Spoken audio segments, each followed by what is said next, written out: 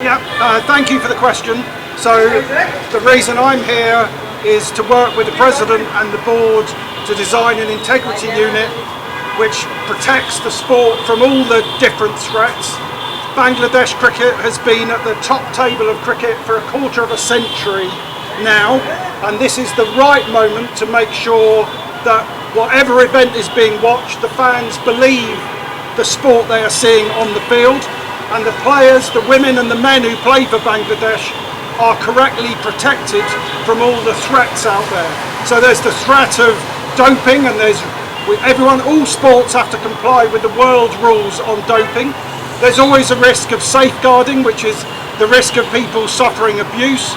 But the biggest threat in cricket is from corruptors all over the world looking for an opportunity to find a player who they can bribe to underperform.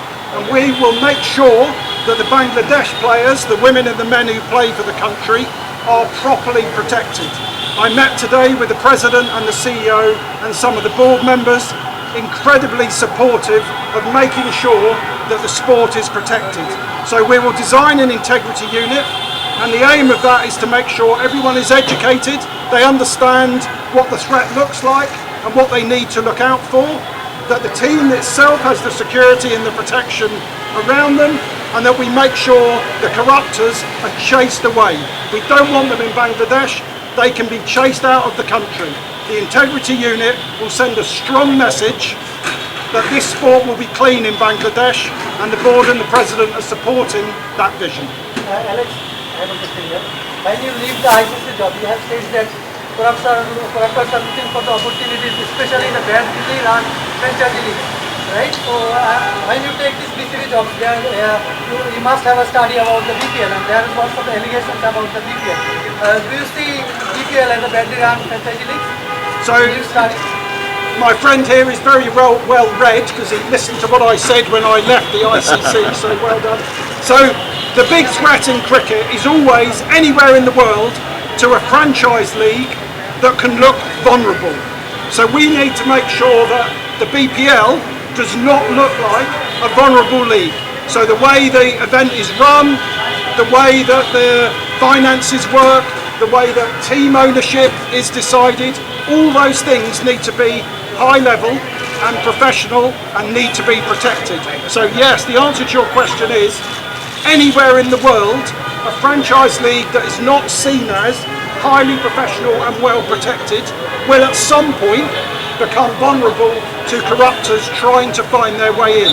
It has happened in many countries, and there have definitely been issues that have happened within the BPL, and we need to make sure that a new integrity unit offers that protection.